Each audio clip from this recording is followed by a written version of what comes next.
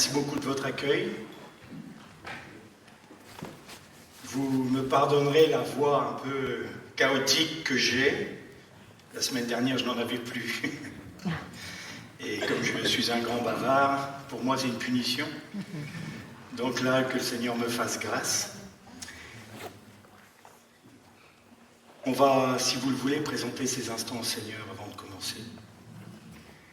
Seigneur éternel, c'est avec reconnaissance, avec joie.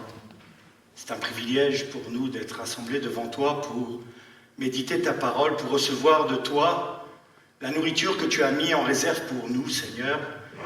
Et nous ne voulons pas oublier tous nos frères et sœurs qui, de par le monde, n'ont pas ce privilège de se réunir dans la paix, qui sont persécutés, qui sont mis à mort, qui sont torturés, qui sont emprisonnés à cause de leur foi. Seigneur, pose ta main sur eux, que ton esprit les assiste. Et Seigneur, que si l'ultime doit arriver, qu'ils soient dans la paix et que tu puisses les recevoir pour leur donner la couronne de la victoire que tu leur as réservée. Et Seigneur, s'il est possible, délivre nos frères des mains de leurs bourreaux. Et Seigneur, en ces temps si troublés pour Israël, nous voulons te prier pour ton peuple. Nous voulons te prier pour Israël, pour la paix de Jérusalem. Seigneur, ta parole dit, si j'oublie Jérusalem, que ma droite se dessèche. Seigneur, nous voulons t'apporter Jérusalem, Israël, au pied de ton trône, afin que tu bénisses ton peuple, que tu bénisses tous nos frères et amis juifs sur ce continent d'Europe, où l'antisémitisme revient au grand galop. Te demandons de les garder, de les protéger, et de nous permettre, si tu le permets, Seigneur, d'être une aide efficace auprès d'eux, pour les soutenir, les protéger et les garder. Que ton nom soit élevé au nom de Jésus-Christ. Amen. J'ai une certaine particularité avec d'autres, c'est que le Seigneur m'a montré qu'il était important de revenir à nos racines, les racines hébraïques.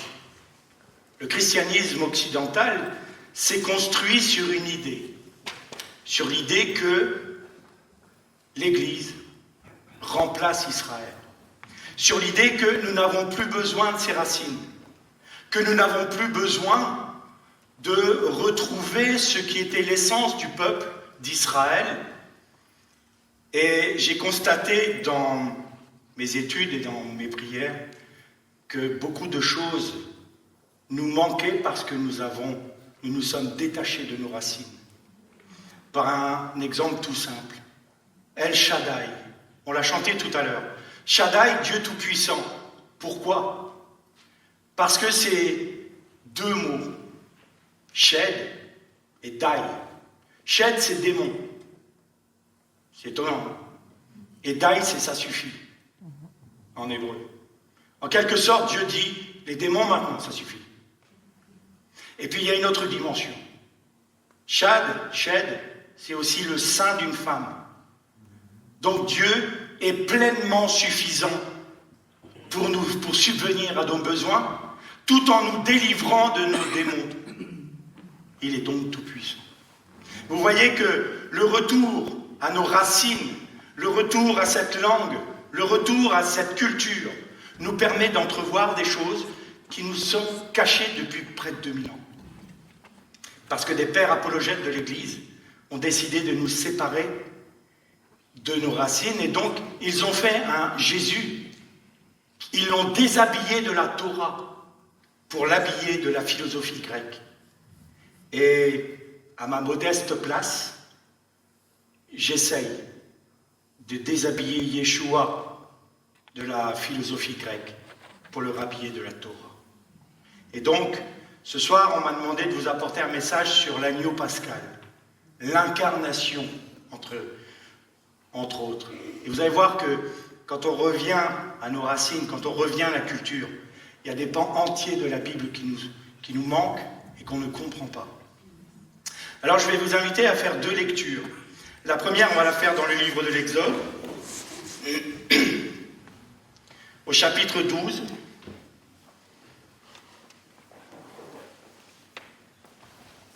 Et on va lire à partir du verset 1er jusqu'au verset 11. Alors moi, je vais lire dans la Bible juive complète, c'est-à-dire c'est la version Stern, dont il y a des termes hébraïques et qui vont vous paraître peut-être étranges, mais s'ils sont trop compliqués, je les expliquerai. Mais c'est quand même une des versions qui est très proche de l'original. Adonai parla à Moshe et à Aaron dans le pays d'Égypte et il dit: vous commencerez votre année par ce mois. Ce sera pour vous le premier mois de l'année. Vous parlerez à toute l'assemblée d'Israël et vous direz: le 10e jour de ce mois, chaque homme prendra un agneau ou un chevreau par famille, un par maison. Si la famille est trop nombreuse, un agneau ou un chevreau. Il en partagera un avec son voisin le plus proche et on le répartira selon le nombre de personnes qui en mangeront. Votre animal doit être sans défaut, un mâle, dans sa première année, et vous pourrez le choisir parmi les brebis ou les chèvres. Vous le garderez jusqu'au 14e jour du mois et toute l'assemblée de la communauté d'Israël l'égorgera à la tombée de la nuit. Ils prendront de son sang et l'appliqueront sur les deux côtés et le linteau de la porte de la maison, dans laquelle ils mangeront. Cette nuit-là, ils mangeront la viande rôtie au feu, ils la mangeront avec des matzot, donc des pains sans levain, et des merorim. Alors merorim, meror, c'est les herbes amères. Vous ne les mangerez pas crus ou bouillis, mais rôtis au feu, avec sa tête, ses jarrets, ses entrailles. Vous n'en laisserez rien jusqu'au matin, mais s'il en reste quelque chose, brûlez-le entièrement. On fera une seconde lecture dans l'évangile de Luc, plutôt Matthieu. On va commencer par Matthieu, on lira Luc après. Matthieu chapitre 1er à partir du verset 18. Voici comment il arriva à la naissance de Yeshua. Lorsque Myriam, sa mère, fut fiancée à Yosef, avant qu'ils n'aient vécu ensemble, elle se trouva enceinte par la Ruach HaKodesh. La Ruach HaKodesh, c'est le Saint-Esprit. Yosef, son futur mari, était un homme droit. Il décida de rompre les fiançailles discrètement plutôt que de tout étaler sur la place publique et lui faire honte. Mais alors qu'il pensait à ces choses, un ange d'Adonai lui apparut dans un rêve et lui dit: Yosef, fils de David, ne crains pas de prendre pour chez toi Myriam comme épouse, car ce qui a été conçu en elle est du Ruach HaKodesh. Elle mettra au monde un fils et tu l'appelleras Yeshua, ce qui signifie Adonai sauve, car il sauvera tout son peuple de ses péchés. Tout cela arriva afin que s'accomplisse ce qu'Adonai avait dit par le prophète: la Vierge concevra et mettra au monde un fils, et ils l'appelleront Immanuel, qui signifie Dieu parmi nous. On arrêtera là pour l'instant nos lectures. L'incarnation, l'agneau pascal. Pourquoi l'agneau pascal et pourquoi Yeshua est symbolisé par cet agneau? Vous avez remarqué dans le livre d'Exode qu'il est dit que le sang de l'agneau devait être mis sur les deux portes, les deux poteaux et le linteau de la porte. Et cette configuration forme une lettre hébraïque. Elle forme le Hé. Le Hé, c'est la lettre du souffle, la lettre de l'esprit. Et donc vous avez le sang, l'esprit, et bientôt il y aura l'eau. Parce que le peuple sacrifie l'agneau, met le sang sur les linteaux de la porte. Sans effusion de sang, il n'y a pas de salut. Et donc, c'est l'Esprit Saint, l'Esprit de Dieu, la Ruach HaKodesh. Et petite chose intéressante, Ruach HaKodesh n'est pas un masculin, mais un féminin en hébreu. C'est la Saint-Esprit. C'est la Ruach HaKodesh. Vous voyez que la notion de « faisons l'homme à notre image » est bien là. Et donc, le sang, par la puissance de l'Esprit, est suffisant pour notre salut. Et qu'est-ce que ça fait? Ça fait que le peuple, après, pouvait traverser ce que l'on appelle d'habitude la mer Rouge.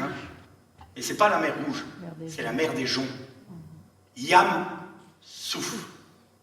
Yam Souf en hébreu, c'est mer des joncs.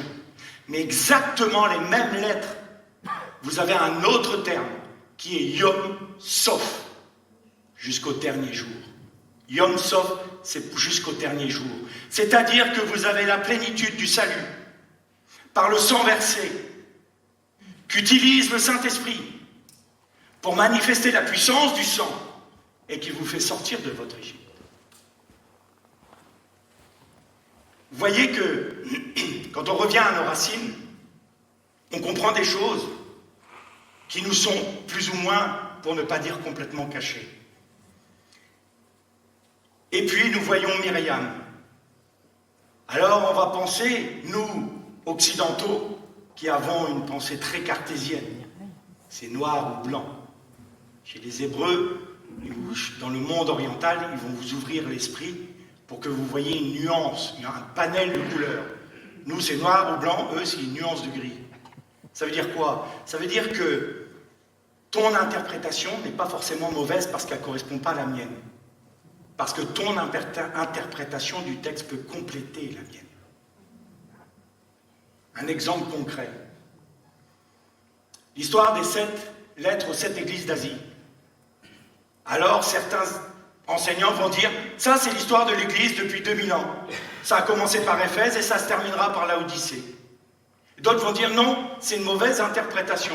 Parce qu'on a Éphèse, Smyrne, Pergame, dans tous les temps de l'histoire de l'église.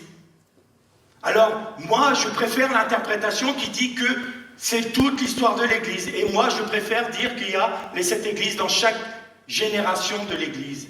Et un hébreu, un juif va vous dire, mais c'est les deux en fait. Non. Il n'y a pas de dualité, il y a une complémentarité. Vous retrouvez dans toutes les générations la typologie des 7 églises, mais c'est aussi l'histoire de l'église, qui se terminera par la Odyssée. Donc il n'y a pas de contradiction, mais ils vont chercher une complémentarité. Et c'est ça que l'hébreu, c'est ça que la culture juive nous permet de trouver et qui nous permet de rentrer dans des dimensions que nous ne connaissons pas parce que nous avons un esprit trop restreint, trop cartésien et trop soumis à la philosophie grecque en fait. Je vais vous demander poser une question. Est-ce que vous pensez que à la fin des temps, on vivra dans le paradis céleste pour toujours? On dit, moi je veux être pour toujours dans les cieux avec toi, Seigneur. Ça, depuis ma tendre enfance, j'entends parler de ça. J'entends des prières, Seigneur, quand on sera dans le ciel avec toi. Ben, c'est pas biblique. Ça n'est pas biblique. Ça, c'est Platon qui a dit que les esprits purs rejoignaient les purs esprits. Donc la chair est mauvaise, l'esprit est bon. Donc faites ce que vous voulez avec votre corps, donc l'esprit, donc le suicide n'est pas mal en fait. Vous voyez un peu jusqu'où cette pollution de la philosophie grecque est venue gangréner l'histoire et notre théologie. Alors que le Seigneur nous dit bien qu'il y aura des nouveaux cieux, une nouvelle terre et qu'il y aura une résurrection physique. Ce ne sera pas pour l'éternité dans les cieux. Ce n'est pas écrit. Alors on va parler de l'incarnation. Jésus est né à Bethléem, la maison du pain. Il est le pain de vie. Il est l'agneau pascal. Il est le bélier de la Hakeda. L'Hakeda, c'est la ligature, parce qu'on dit le sacrifice de Yitzhak, mais il a été juste ligaturé, il n'a pas été tué. Donc, en hébreu, ça s'appelle l'Hakeda. Et vous avez le Hayil. Le Hayil, c'est l'homme fort.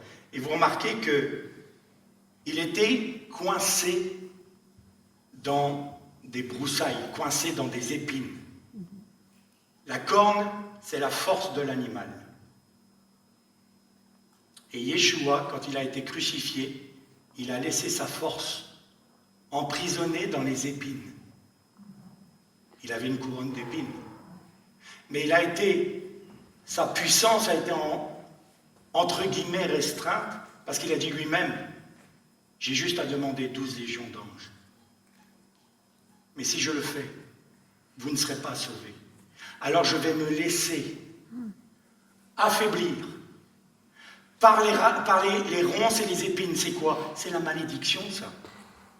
Quand il y a eu la chute, la malédiction, c'était « il poussera des chardons et des épines ». C'est le même terme qui est employé pour la couronne de Yeshua. Il a porté pour nous notre malédiction. Non seulement nos péchés, nos maladies, mais notre malédiction. Et vous allez voir que dans les textes, il n'y a pas de hasard. Vous allez trouver que je vais un peu partout, là. Mais parce que la Torah est tellement complémentaire qu'elle va partout. Et que Yeshua est partout. Alors maintenant, je vais vous parler du déluge. Dire, mince. Il est fou, ce breton. C'est ça, les Français. Et donc, qu'est-ce qui s'est passé au temps du déluge? Les eaux d'en haut sont venues purifier les eaux d'en bas. Dieu avait séparé les eaux d'en haut, donc de ce qui est de la dimension de Dieu, des eaux d'en bas, notre dimension. Et vous avez noté que le texte biblique nous dit « Et la terre rendit toutes ses eaux. Toutes les eaux de la terre remontèrent pour être purifiées par les eaux d'en haut. » Même le pays d'Israël nous parle de cela. Vous avez le mont Hermon, qui a 3 fleuves principaux qui viennent alimenter la mer de Galilée, qui descend vers la mer salée, la mer morte, par le Jourdain. Eh bien, vous avez les eaux d'en haut qui viennent purifier les eaux d'en bas. Et, quand vous prenez le mot Maïm en hébreu, vous avez 2 lettres identiques, mais vous avez des lettres finales, on appelle des lettres sophites en hébreu. Donc le premier même est une lettre ouverte. Ensuite, vous avez un yud qui correspond à une main, parce qu'il y avait les lettres hébraïques étaient des symboles proto-sinaïtiques avant. C'était des symboles. Le aleph, c'était une tête de bovin. Le beit, c'était une tente, une maison. Et donc le yud était une main. Et vous avez le dernier même, qui est un même final, mais là c'est une lettre fermée. Eh bien, c'est la dimension de Dieu qui nous est fermée. Nous ne pouvons pas, par l'intelligence humaine, atteindre la dimension de Dieu. Il faut que cette dimension nous soit révélée. Et donc Dieu tend la main vers notre dimension pour nous révéler. Et comment il a tendu cette main vers l'humanité? En Yeshua. Et comment est né Yeshua? Il est né d'une vierge. C'est pas pour faire joli, c'est pas pour faire romanesque, c'est parce que c'était une matrice fermée, qu'aucun homme ne pouvait ouvrir. Et de cette matrice fermée, Yeshua, le Fils de Dieu, est sorti, a ouvert les eaux d'en haut et s'est révélé aux eaux d'en bas, en s'incarnant, en devenant l'agneau pascal. Alors, vous avez le texte de Luc qui nous raconte, on ne va pas le lire parce que je risquerais d'être un peu long. Vous avez l'histoire qui nous dit « Et l'ange vint dans les champs auprès des bergers. Et ils annoncèrent aux bergers, voici un enfant est né à Bethléem, la ville de David. Vous le trouvez, voici le signe. Voici le signe. Ça, c'est intéressant. Un hébreu, quand il lit ça, il dit « Oh, je m'arrête 2 minutes là. Pourquoi? Le signe, qu'est-ce que tu veux me dire? Voici le signe qui vous permettra de le reconnaître. Vous verrez un enfant emmailloté dans une mangeoire. » Bon. Il n'y avait pas de place à l'hôtel. Hein. Donc, il était dans une crèche. Marie, qu'est-ce qu'elle a fait? Elle a emmailloté son enfant. On fait d'habitude. Hein. Et puis, elle l'a mis dans une mangeoire. Fin de l'histoire? Et non, l'ange dit voici le signe. Qu'est-ce que ça veut dire? Eh bien, la Mishnah, voilà, c'est un gros mot ça dans le monde chrétien. La Mishnah, c'est la tradition orale juive. Quand on parle de ça chez les chrétiens, on se dit oh là là là là, nous c'est la Bible. Si vous n'avez pas la Mishnah, vous n'avez pas votre Bible. Parce que les premiers écrits hébreux, on ne séparait pas les mots, on ne séparait pas les phrases, et il n'y avait pas de voyelles. Alors bon courage pour la vocaliser. Parce que le premier mot de la Bible, Bereshit, vous pouvez le lire Bara, Esh, Et, même mot. Et ça, c'est 2 choses différentes. Ça veut dire créer le feu et une conjonction de coordination. Ou alors vous pouvez avoir Bar, fils, en araméen. On ne sait pas. Pourquoi Bereshit? Parce que Dieu a donné à Moshe, avec la loi, les préceptes et les ordonnances. C'est-à-dire, je te donne avec ma parole écrite le moyen d'interpréter cette parole pour que tu la mettes en pratique de manière concrète. La Mishnah nous dit quoi? La Mishnah nous dit comment mettre en pratique la parole, comment interpréter la parole. Et nous, on pense dans le monde occidental que Jésus était quelque part un rebelle qui était contre l'establishment religieux de l'époque. Sauf que Jésus n'était pas du tout un rebelle contre l'establishment. Vous avez noté que, on en parlera sûrement demain, il y a un moment, il s'assoit dans le temple et il enseigne. Rien que ça nous dit ce qu'il était. Très peu de rabbanim, très peu de rabbis avaient le droit d'enseigner dans le temple. À chaque génération, il y en avait 12. On les appelait les Tanaïm. Les Tanaïm étaient ceux qui transmettaient la Mishnah. Mishnah en hébreu veut littéralement dire répétition. Et ça, vous avez cette dimension-là dans le livre d'Esdras. Quand il est dit « Et Esdras redécouvrit la Torah et il se mit à enseigner le peuple. » Donc il se mit à leur transmettre la Mishnah. Et Jésus était un des Tanaïm qui pouvait enseigner, qui pouvait transmettre la Mishnah, mais qui pouvait aussi donner une nouvelle interprétation de la Torah. Et c'est ce que Jésus est venu dire en disant « Vous avez entendu dire, mais moi je vous dis. Vous avez entendu dire, mais moi je vous dis. » Et il donnait une interprétation, une Mishnah de la Torah. Donc, quand on veut tout rejeter, parce que ça vient d'Israël, parce que ça vient des Juifs, eh bien il nous manque des éléments importants. Alors que nous dit la Mishnah en pratique?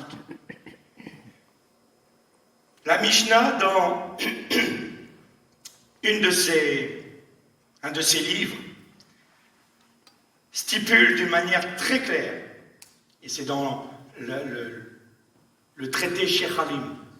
Et dans le traité Shechalim, il est dit « Aucun animal n'a le droit d'être élevé dans la région de Jérusalem, de Bethléem, dans tout l'ouest du monde de la montagne d'Israël.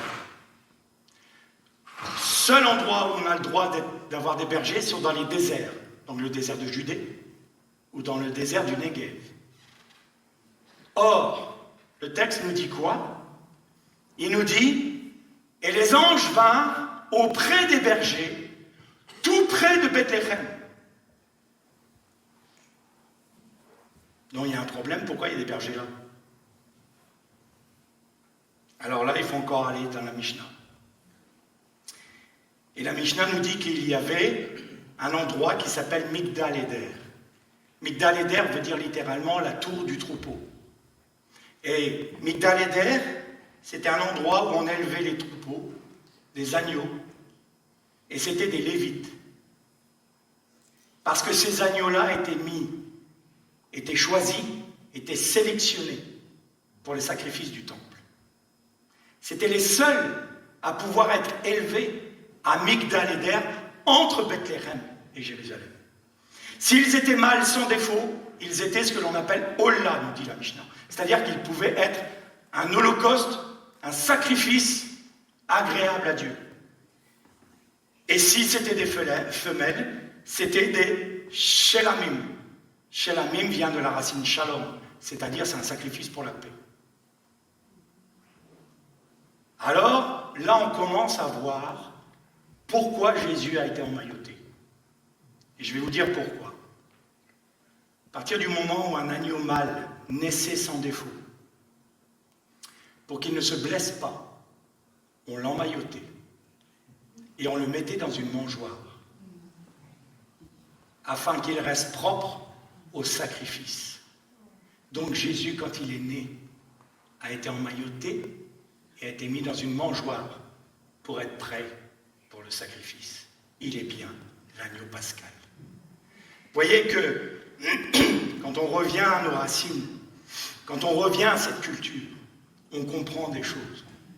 Alors il est autant l'agneau pascal qui a versé son sang et qui, par la puissance du Saint-Esprit, rend ce sang efficace pour nous sortir de notre Égypte.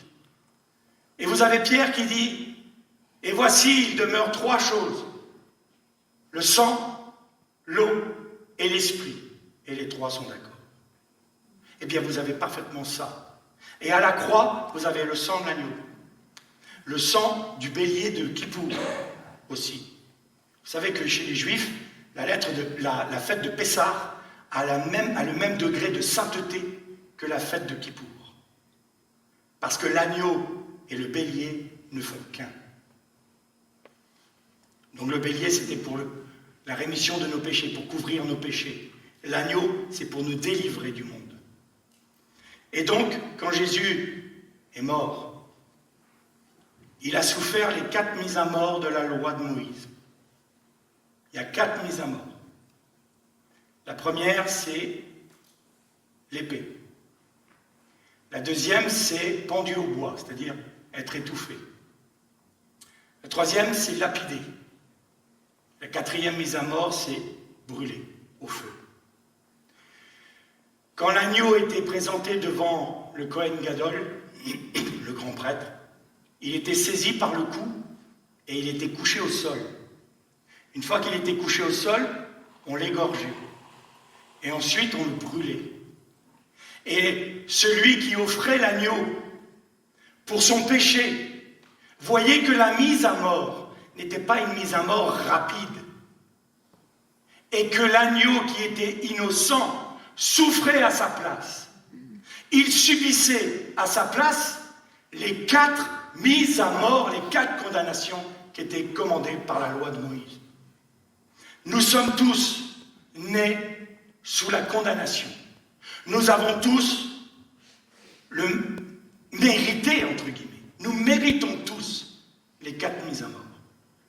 Mais Yeshua a été flagellé, il a été lapidé. Vous savez que le flagone romain, je lisais ça dans l'œuvre de Eusèbe de Césarée, l'histoire ecclésiale. Et il racontait que ceux qui étaient suppliciés avec le flagone, on pouvait voir leur organe interne. Parce qu'il n'y avait plus de peau, il n'y avait plus de chair. Le squelette était mis à vif. Et quand Jésus a été mis sur la croix, son squelette, ses os touchaient le bois rugueux. Il a été lapidé. Quand on meurt sur la croix, on meurt étouffé. On ne meurt pas en se vidant de son sang, par hémorragie. On meurt étouffé.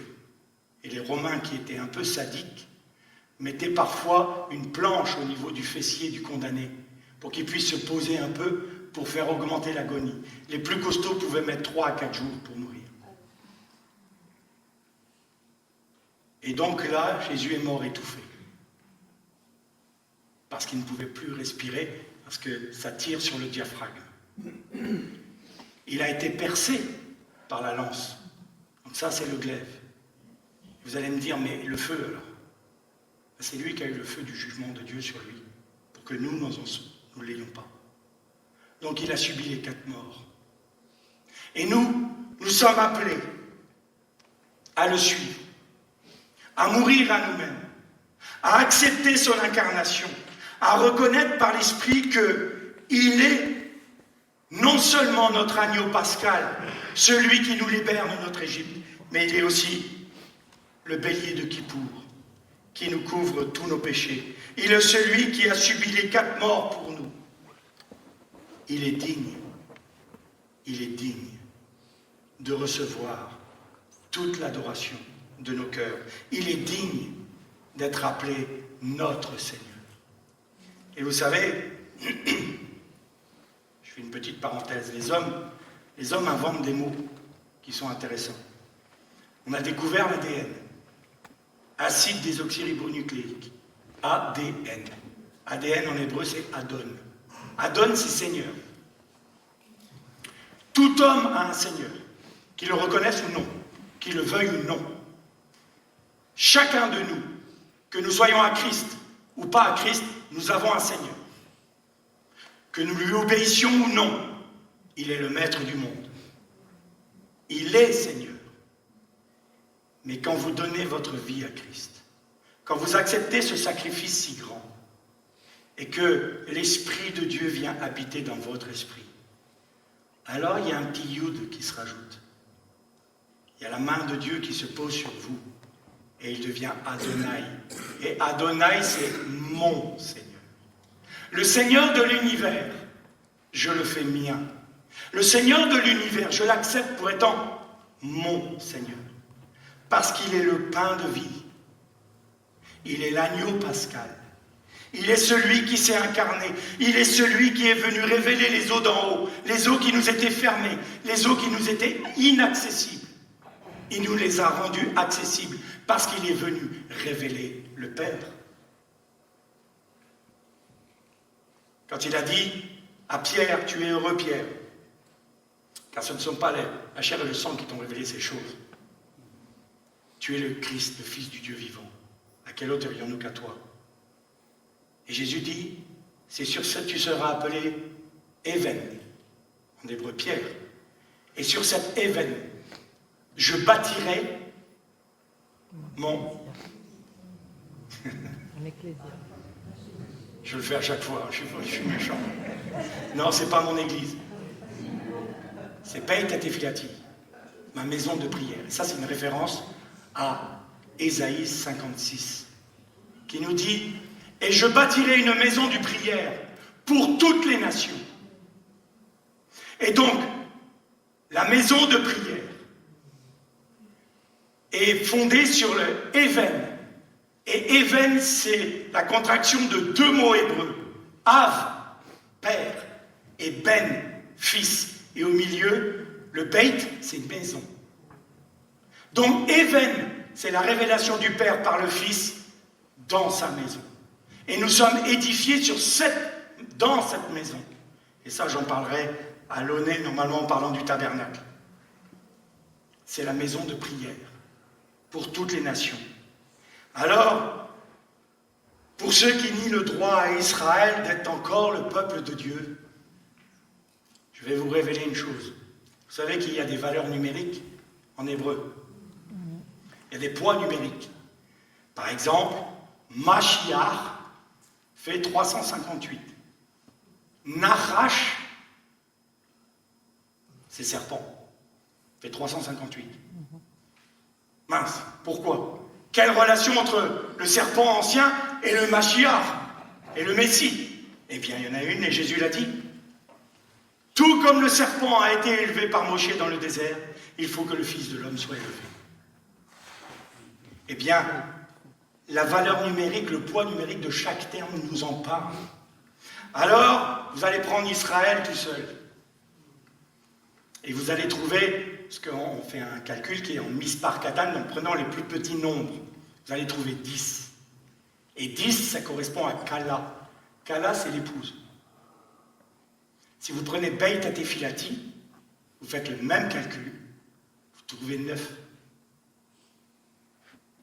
Donc la maison de prière à elle seule n'est pas l'épouse. Israël à elle seule est l'épouse. Alors je me suis amusé. J'ai pris Israël plus Beit Tefilati et j'ai fait le mispar katan et vous retrouvez 10. Ce qui veut dire quoi? Ça veut dire que les promesses à Israël sont pour lui et lui seul.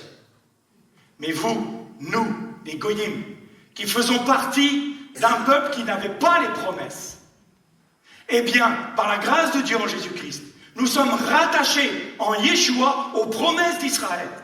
Si vous voulez enlever Israël, vous ne serez pas l'épouse de Dieu, du Christ. Ne rejetons pas Israël.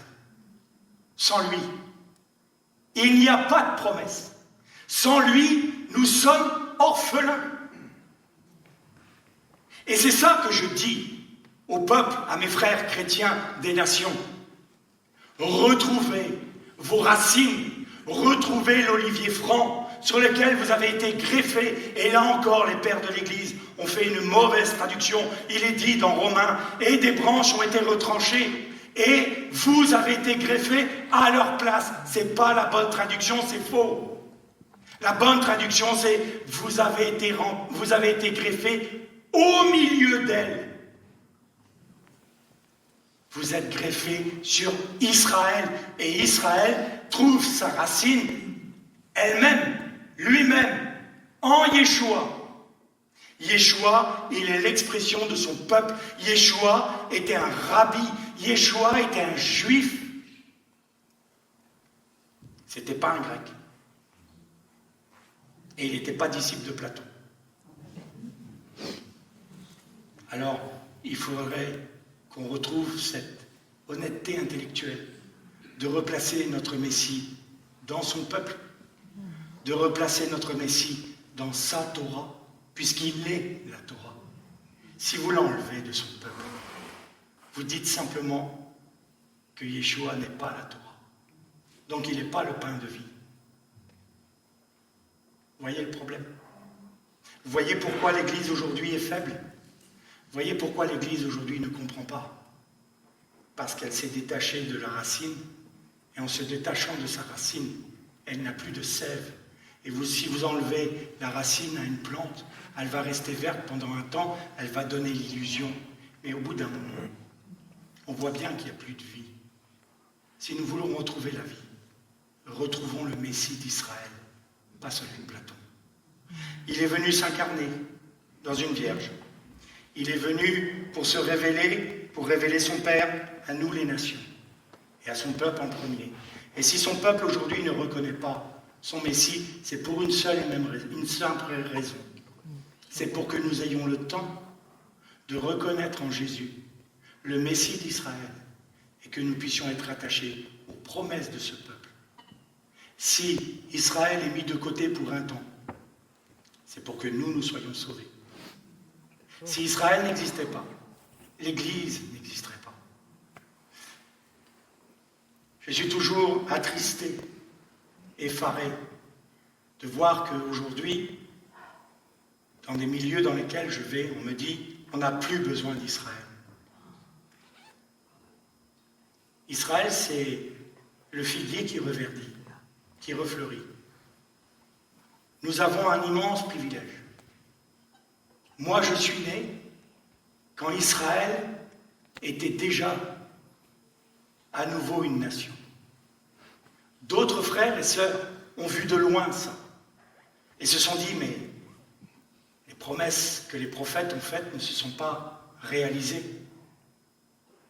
Et ils ont espéré ça. Nous sommes au bénéfice. Nous voyons de nos yeux la réalisation des promesses que tous les prophètes ont fait, de la restauration d'Israël sur sa terre. Et on va lutter contre le plan de Dieu, en disant Israël peut disparaître. Est-ce que je dis que politiquement Israël a raison sur tout? Est-ce que je dis que Israël est bien sur tout? Est-ce qu'il n'y a pas des choses immondes en Israël? Bien sûr que si. Mais relisez les ossements desséchés, on en parlera à Fribourg. Les ossements desséchés, une fois qu'ils sont rassemblés, que la chair a repoussé, il manque l'esprit. L'esprit n'a pas encore soufflé sur Israël. Parce que quand l'Esprit de Dieu va souffler sur Israël, ils vont reconnaître leur Messie. Et là, ils diront, Hoshana, Ata Beshem Adonai, béni soit celui qui vient au nom du Seigneur. Et là, Yeshua reviendra sur le mont des Oliviers. Et nous, on aura dit quoi? On n'a pas besoin d'Israël. Jésus ne reviendra pas sur la butte Montmartre. Jésus ne reviendra pas à l'ONU. Jésus reviendra sur sa terre. Israël, il régnera en Israël, il sera le roi d'Israël et il régnera sur toute la terre. Où est-ce que nous voulons nous placer? Qu'est-ce que nous voulons croire? Est-ce que nous voulons croire Platon? Ou est-ce que nous voulons croire ce que la Bible nous dit? La Bible dit des choses claires, il suffit de les lire. Et quand on va dans les racines, quand on va un peu plus loin dans le texte, quand on va dans l'original, on se dit mais c'est vrai. C'est parfaitement vrai, c'est parfaitement authentique. Et vous savez pourquoi notre eschatologie est fausse? parce que nous avons mis l'Église à la place d'Israël et nous regardons tout par rapport au point de vue de l'Église. Église des nations, j'entends. Et on oublie Israël. Or, tout a été fait en fonction d'Israël. Donc, toute notre vision eschatologique est faussée à cause de ça. Alors voilà l'incarnation, voilà l'agneau pascal. C'était un peu particulier comme message. On n'a pas parlé de l'agneau, je ne vous ai pas dit que Pâques était comme ci, comme ça. Non, j'ai voulu brosser un paysage un peu plus grand pour qu'on voit que à travers toute la Torah, à travers tous les prophètes, Yeshua est la somme de toutes choses. Il est la somme de la Torah. Et demain, nous allons parler de Jésus comme lumière. Il est la lumière du monde et cette lumière a été cachée dans ce livre. Amen. Encore faut-il avoir l'humilité d'accepter que ce livre nous parle comme lui le veut par l'Esprit de Dieu et que nous mettions en off notre intellect pour faire dire à ce livre ce que nous voulons le voir dire. C'est à lui de nous enseigner, pas à nous de lui dire ce qu'il lui dicter nos moindres désirata. À partir du moment où nous aurons cette humilité, alors le Seigneur va ouvrir nos esprits. Et je vous invite à faire cette prière. Seigneur, depuis que je suis tout enfant, demain je donnerai mon témoignage, vous verrez ce que ça a donné. J'ai entendu parler de toi. Et ça ne me suffit pas. Seigneur, je veux te connaître tel que tu es. Alors Seigneur, j'accepte que tu sois un Job entre tes mains. C'est la partie qu'on aime le moins. Ça va tabasser. Vous allez passer par des épreuves. Vous allez désespérer de vous-même. Vous allez vous dire, mais punaise, je comprends, j'ai rien compris en fait. Un jour, je me suis retrouvé dans mon bureau. Et là, j'ai eu un vertige et j'ai dit, Seigneur, en fait, je réalise que je ne te connais pas. Et oh, j'avais 50 balais. Seigneur, je ne te connais pas. Un demi-siècle que j'ai entendu parler de quelqu'un que je ne connais pas. Tu es qui? Je suis le Dieu d'Israël. J'ai dit, d'accord, Seigneur. Alors montre-moi qui tu es. Et depuis que je l'ai découvert comme ça, j'ai dit, je reprends l'expression qu'on se disait avec Luc, il m'a scotché. Il m'a scotché, il me scotche encore. Parce que le Dieu d'Israël, il est dans son peuple. Le Messie d'Israël, il est l'expression de son peuple. Et nous sommes rattachés à ce peuple. L'Ech le Shalom, ça veut dire littéralement aller dans le Shalom de Dieu. Amen. Alors on m'a dit qu'il y avait un temps de questions-réponses, c'est ça? Alors je vais me soumettre à l'exercice.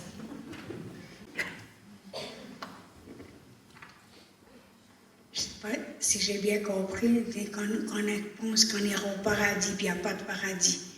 Mais Jésus a dit au regard sur la croix, aujourd'hui je le dis, tu seras avec moi au paradis. Tout à fait. Je ne comprends pas. Eh bien, je vais vous expliquer. Donc la question était, j'ai dit tout à l'heure qu'on ne serait pas au paradis, le paradis comme on l'entend, hein, mais que Jésus a dit aux brigands sur la croix, voici tu seras avec moi au paradis. Bien. Il faut savoir que quand vous lisez le texte grec, il y a des expressions typiquement hébraïques dedans. Ce qui plusieurs exégètes considèrent que les évangiles ont été écrits en hébreu. De toute façon, Yeshua enseignait en hébreu. Et on découvre sous le grec un substrat hébraïque. Pourquoi? Parce que aucun enseignement de la Torah ne pouvait être fait dans une autre langue que la langue sainte.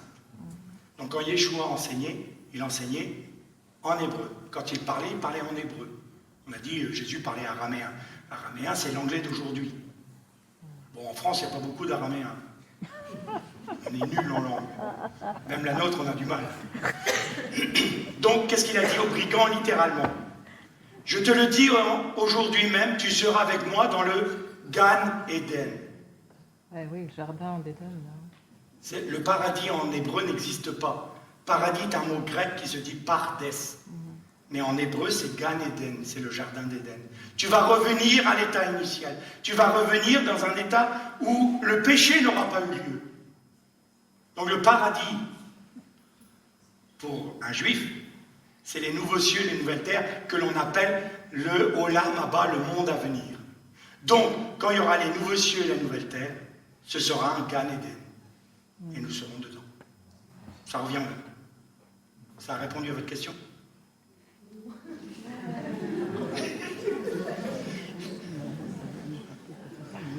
J'essaye d'être simple. C'est ça qui n'est pas évident à apporter tout de suite. C'est un cheminement.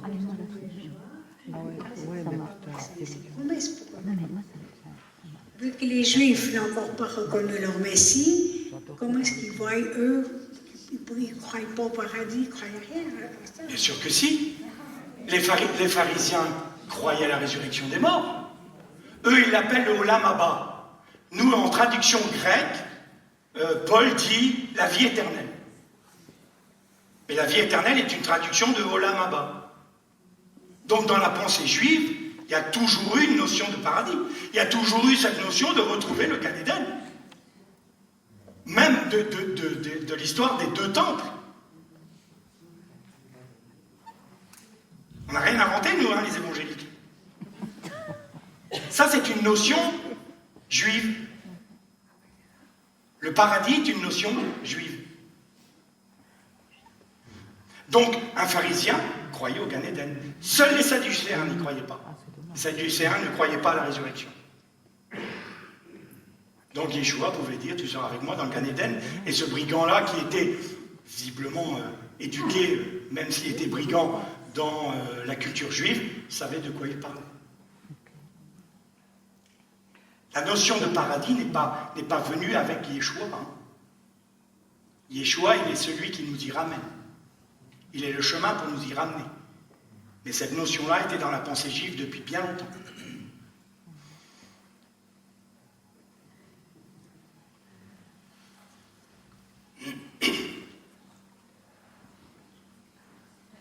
Bonsoir. Bonsoir. En tant que juive, quand j'ai reconnu Yeshua comme mon sauveur, beaucoup de personnes dans le monde évangélique que j'aime et que je respecte m'ont dit maintenant toi tu n'es plus juive, tu es chrétienne. Alors il y a quelques années, j'acceptais ça, je me disais tant pis, moi tant que j'ai le Seigneur dans mon cœur, c'est tout ce qui compte. Mais avec les années, j'ai compris que moi je me sens pas convertie, je me sens en fait juive mais donnez-moi un peu des outils, comment répondre. Un juif ne se convertit pas. Mais des bases, sur une base. Eh bien. Je pose cette question parce que je pense que ça peut intéresser tout le monde. Voilà. Que veut dire teshuva? Teshuva, tchouva en hébreu, ça veut dire se détourner, faire un 180 degrés. Je tourne le dos à une réalité pour faire face à une autre. D'accord? Donc la conversion. Donc, c'est ça qui a tendance à m'énerver en fait, dans le monde évangélique. Quand on dit à une juive, t'es plus juive, t'es chrétienne.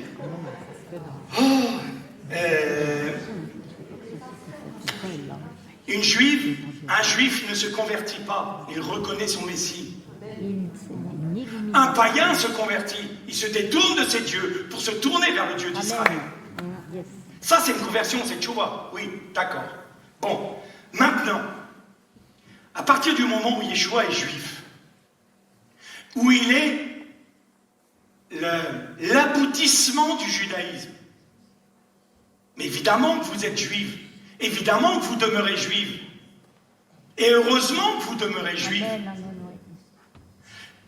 Cette théologie qui va dire que Israël un jour se convertira à l'Église, mais c'est n'importe quoi. Israël reconnaîtra son Messie. À laquelle d'église? Nous, on a eu la grâce, une grâce, d'avoir reconnu le Messie d'Israël. Bon, pas de bol, on en a fait une idole. Ça, c'est le veau d'or. Le veau d'or, c'est quoi? Egel Macera, le veau voilé, littéralement. C'est pas un veau d'or, c'est nous qui avons traduit comme ça parce que le peuple a donné de l'or pour faire un veau. Bon, vous avez ce qu'on appelle, à la sortie d'Égypte, le peuple mélangé qui était avec Israël, vous savez. Donc ce peuple qui était plein de nations qui sont sorties avec Israël. Et certains rabbins disent, et ça je crois ça, certains rabbins disent que c'est eux qui sont à l'origine du Egel Macera. Pourquoi? Parce qu'ils sont habitués à l'idolâtrie. Et donc ils avaient besoin de toucher l'idole, même si vous l'appelez Elohim, même si vous l'appelez Adonai, mais du moins on peut toucher l'idole. La faute d'Israël, c'était d'accepter que cette idole soit dans son sein. D'accord? La théologie de la substitution. Le Christ déshabillé de la Torah et rhabillé de la philosophie grecque. Eh bien, c'est une face, on a façonné un Christ qui nous convient, qui convient à notre mentalité occidentale. Nous en avons fait un veau d'or.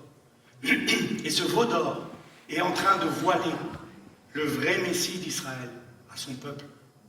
Donc quand nous, on arrêtera d'être idolâtres, peut-être qu'Israël pourra reconnaître son Messie. Donc vous êtes juifs et demeurez juifs. Parce que c'est, non seulement vous êtes juifs par votre religion, j'ai envie de dire, par la Torah, mais vous êtes juifs par le sang.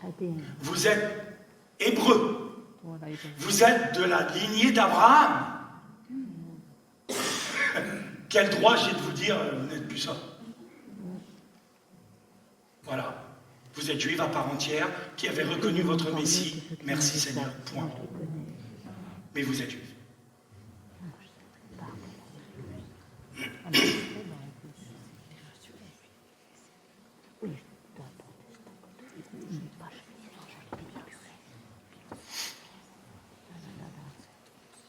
Merci. Bonsoir. Bonsoir. Vous avez parlé de la Mishnah. Alors, je ne suis pas un spécialiste, c'est pour ça que je pose la question. Et puis, ça m'a fait penser dans un passage dans Marc 7, quand les disciples ne sont pas lavés les mains pour manger, et puis les pharisiens font des reproches à Jésus, que ses disciples ne sont pas lavés les mains, etc.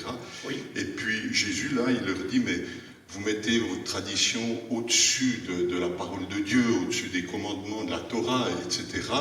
Alors, comment faire un peu le tri entre les choses qui étaient manifestement pas, j'allais dire justes, dans le sens qu'on avait ajouté des choses, comme je le comprends, du côté du pharisaïsme pour faire en sorte qu'on puisse présenter une justice propre vis-à-vis de Dieu, et puis des choses de la Mishnah qui seraient bonnes, qui permettent de mieux comprendre la Torah. Tout à fait. Comment faire un peu le tri là-dedans?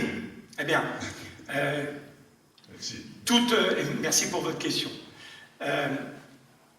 Toute Mishnah, toute explication de la Torah doit être conforme à ce que l'on appelle en hébreu le pshat, c'est-à-dire à l'écriture littérale. À partir du moment où vous commencez à faire des supputations un peu bizarres, qui n'est pas confirmée par le texte original, c'est-à-dire par son explication compréhensible, si vous voulez, alors là, c'est à rejeter. Et quand Paul dit qu'il ne faut pas se fier aux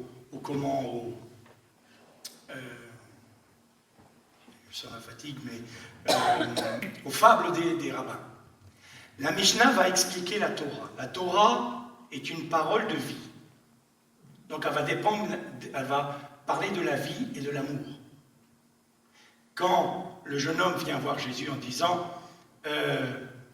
quelle est la loi, quel commandement, qu'est-ce que je dois faire pour hériter du Olam Haba, justement. On revient à ça. Jésus n'avait pas encore donné sa vie, que le jeune homme disait comment je peux faire pour hériter de la vie éternelle? Il dit, tu aimeras le Seigneur ton Dieu de toute ton âme, de toute ta force, de toute ta pensée. Et le second commandement qui lui est semblable, tu aimeras ton prochain, qui est différent de toi comme toi-même. Littéralement. Donc, la Torah est une Torah de vie, et une Torah d'amour. À partir du moment où vos interprétations vous détournent de ça, vous n'êtes plus dans l'esprit de la Torah. Je vais donner un exemple tout simple. Dans les mitzvot, donc les commandements, vous savez qu'il y a 613 commandements à respecter pour un juif. Vous avez les commandements lourds et les commandements légers. Et dans chaque génération, avec l'évolution même technologique, eh bien, il y a des questions qui se posent aux rabbins. Qu'est-ce qu'on doit faire? Que dit la loi? Tu ne consommeras pas de sang. Très bien. Or, aujourd'hui, on fait des transfusions sanguines. Question. Est-ce que je peux prendre une transfusion sanguine? Commandement lourd. Tu défends la vie. Commandement léger, tu ne consommeras pas de sang. Le commandement lourd prend autorité sur le commandement léger. Si tu fais une transfusion pour sauver une vie, tu peux avoir une transfusion. Vous voyez? Tout doit être fondé sur l'esprit de la Torah. Et donc, à partir du moment où on commence, vous savez, chez les Juifs, il y en a certains, ils ont une imagination débordante, parce qu'ils pensent que le banquet final, ça sera le Léviathan qu'on va manger. Et il y en a qui ont des écoles, et ils sont en train d'étudier, de savoir quelle recette il sera bouffée. Bon, vous voyez que là, on est dans la fable complète, si vous voulez. Mais, autrement, la Mishnah veut littéralement dire répétition. Donc, je vous répète ce que nos sages nous ont dit concernant la Torah. Autre élément, la femme, quand elle a fini son indisposition, doit être plongée dans un mikvé, dans un bain rituel. Combien de mesures d'eau? La Bible ne le dit pas. La Mishnah nous le dit, 40 mesures d'eau. Donc c'est la mise en pratique concrète, si vous voulez. À partir du moment où ça correspond à ce qui est écrit, la Mishnah peut être prise en compte. À partir du moment où vous commencez à faire des petites dentelles, c'est ça que Jésus disait, bah vous annulez l'esprit de la Torah avec vos traditions. Vous m'empêchez de guérir un enfant d'Israël un jour de Shabbat, mais vous, par le commandement lourd qui vous commande de sauver votre âne qui est tombé dans la fosse, vous allez dire, ah oui, mais c'est un commandement lourd, je sauve une vie. Donc un animal a plus de valeur à vos yeux qu'un enfant d'Israël. C'est ça que Jésus les met devant leur contradiction, en fait. Vous voyez? Donc c'est comme ça qu'on reconnaît si c'est une fable ou si c'est quelque chose qui est parfaitement biblique, parce que ça correspond à la pensée et à l'esprit de la Torah, et à l'esprit de la parole.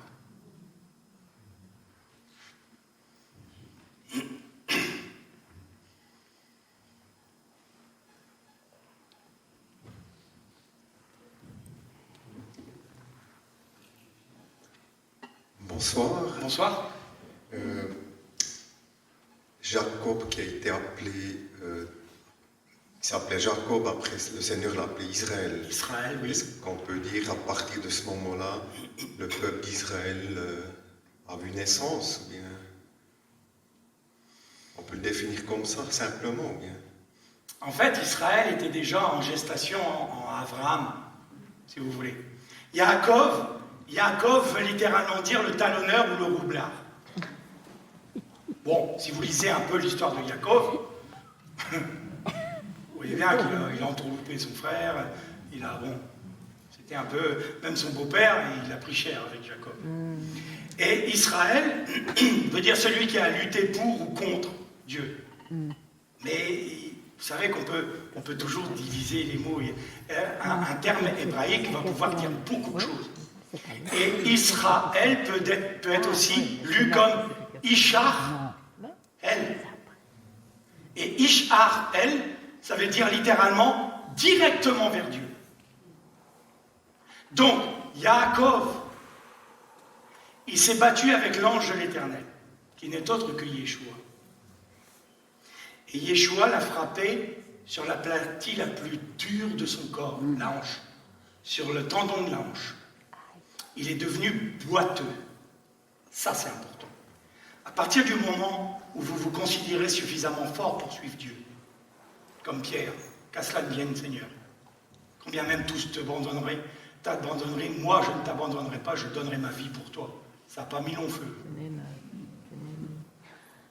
Et là, Yaakov, il s'est battu contre Dieu, et en perdant, l'ange lui dit, tu es sorti vainqueur. Étonnant quand même.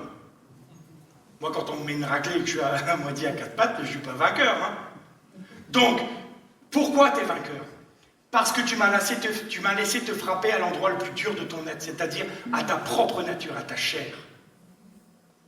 Et maintenant, tu ne peux plus marcher sans le mater. Mater, c'est le bâton. Mais si vous prenez mater à l'envers, vous avez émettre. Et émettre, c'est la vérité. Donc tu peux marcher maintenant, tu t'appuies plus sur toi-même, tu t'appuies sur la vérité qui est Yeshua.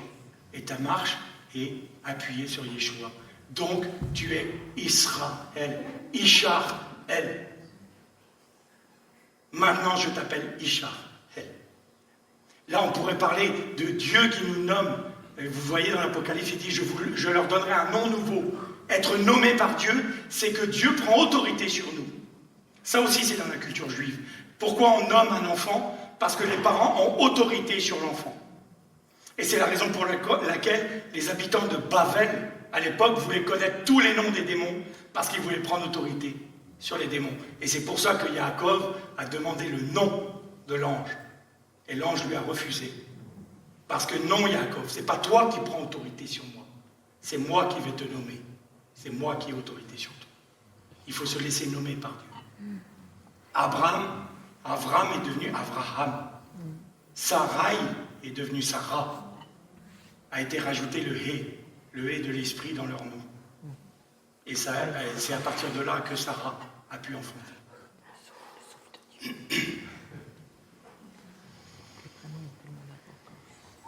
Alors peut-être une dernière question, s'il y en a encore une.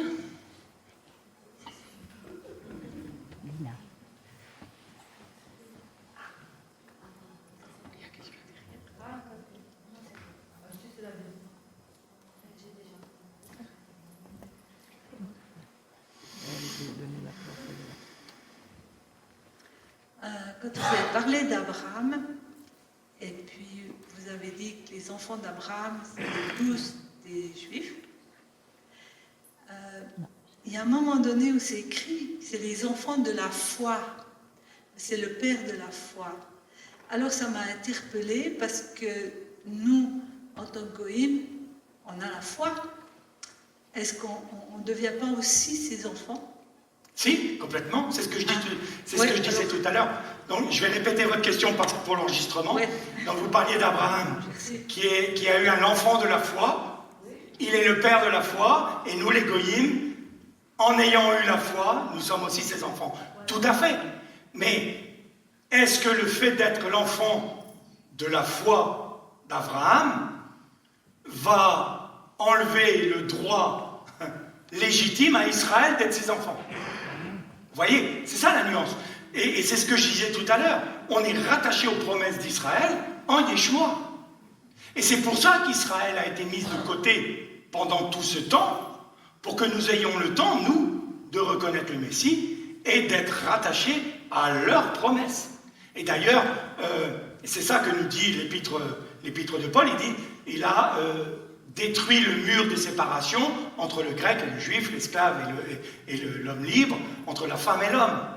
Il n'y a plus de séparation, il fait un seul et même peuple. D'ailleurs, quand vous prenez la fête de Sukkot, à Sukkot, il y a 70 taureaux qui sont sacrifiés. Au fur et à mesure des 8 jours, vous avez 70 taureaux. Et 70 taureaux correspondent au chapitre 10 de Genèse, qui est ce que l'on appelle communément la table des nations. À la sortie de Bavel, il y avait 70 nations qui étaient sorties de Bavel. Donc 70 taureaux voulait dire que le peuple d'Israël, à Sukkot, sacrifiait des taureaux pour nous, pour que nous soyons rattachés. Et vous voyez que le compte de taureaux par jour va décrescendo. À la fin, il n'y a plus qu'un seul taureau au dernier jour. Pourquoi? Parce qu'il fait de nous un seul et même peuple. En clair, et je vais être très succinct, mais autrement, à moins que vous ayez 10 jours devant vous. Mais on est Éphraïm. Et Yosef, le Mashiach Ben Yosef, rassemble Éphraïm, donc toutes les nations, pour faire un seul et même peuple avec Yehuda. C'est les fameux bâtons, les 2 bâtons, Éphraïm et Yehuda, qui sont rassemblés en un seul. Nous sommes un seul et même peuple. Mais notre sœur qui est juive, de sang enfant d'Abraham, elle l'est toujours, hein. Et elle le sera toujours. Donc elle est enfant d'Abraham. Nous sommes par la foi. Elle l'est par le sang. et par la foi, ce qui ne gâche rien.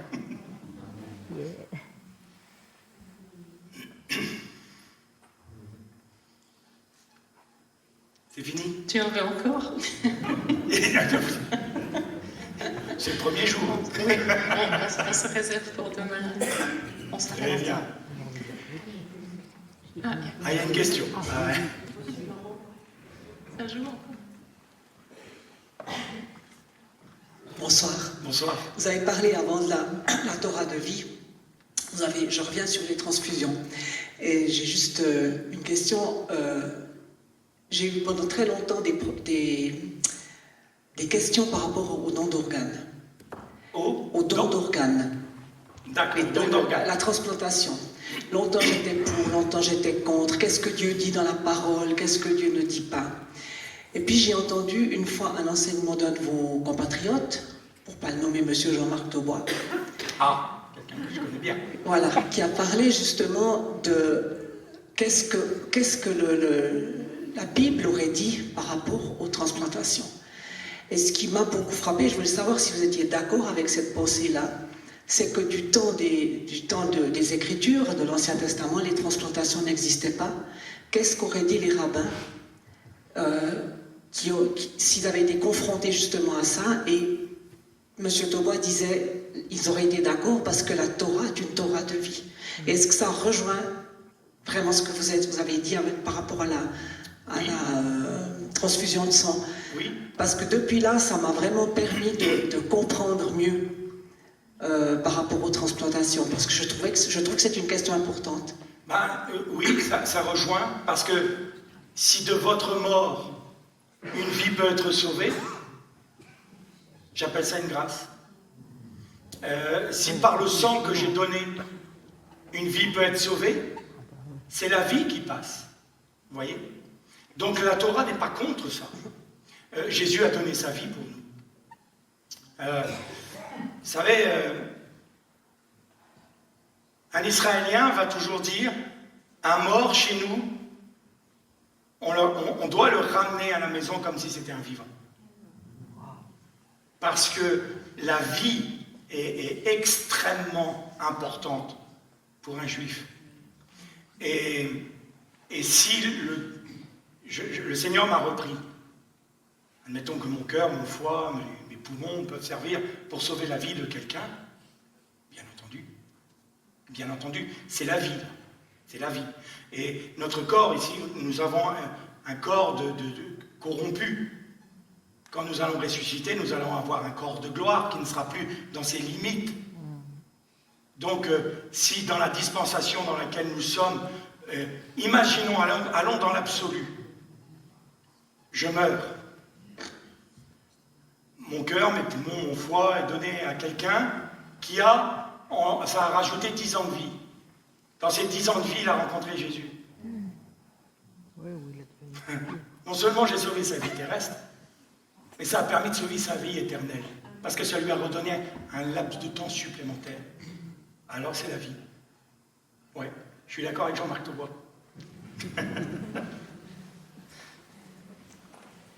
Alors, puisque j'ai accepté encore une autre question, je vais quand même juste encore donner la parole à notre sœur qui en avait aussi encore une avant. Et puis...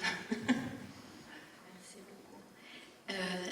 Alors, c'est peut-être pas dans le même thème, mais quand dans Romains 11, il dit que alors tout Israël sera sauvé. Oui. C'est une question pour moi qui reste encore ouverte. Comment comprendre Comment comprendre ce texte? Voilà. Comment est-ce que Israël peut être sauvé dans son ensemble? Alors tout Israël sera sauvé. Moi, j'aimerais bien qu'ils soient tous sauvés. Alors, pendant le temps des nations, Israël est mis au rang des nations.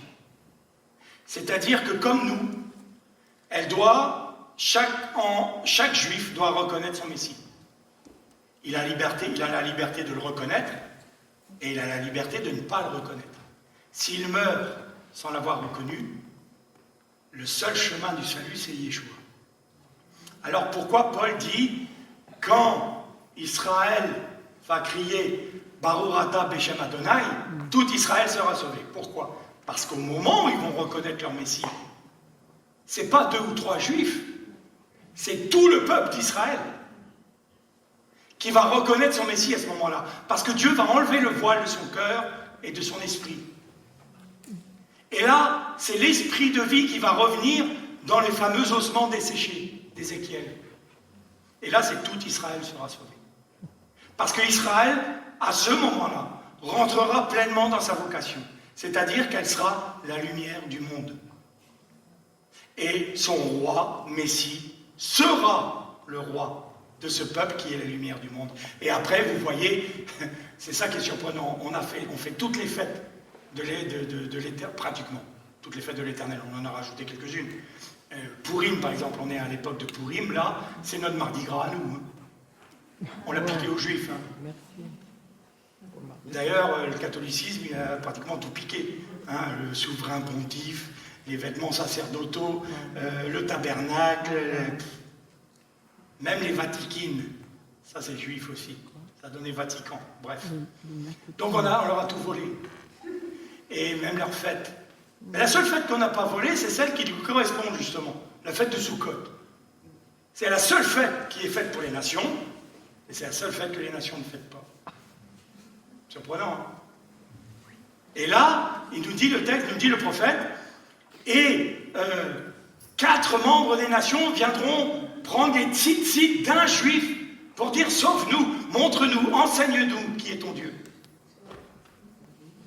Donc tout Israël sera sauvé à ce moment-là. À partir du moment où le voile va être levé, là c'est tout le peuple qui va reconnaître son Messie. Tout enfant d'Israël. Mais là, dans ce laps de temps-là, ils sont comme nous.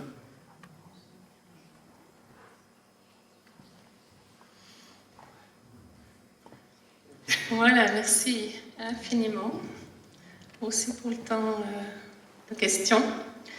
Je crois que c'est apprécié.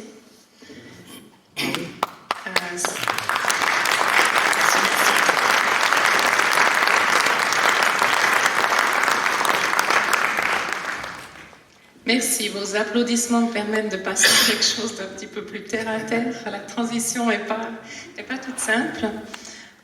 On va prendre un petit temps pour la collecte. La collecte va être recueillie pour couvrir les frais d'organisation et puis pour honorer aussi notre orateur. Alors, on va projeter le... Ah voilà, ça, merci, c'est très bien fait. J'ai fait un QR code mais qui apparemment ne fonctionne pas. Donc, et puis, il y a aussi des paniers qui vont passer. Il est au fond, Denis, ouais. Il y a aussi les petits paniers, et puis sinon il y a Twins. Merci beaucoup pour votre générosité, mais que chacun se sente vraiment libre de donner ce qu'il veut.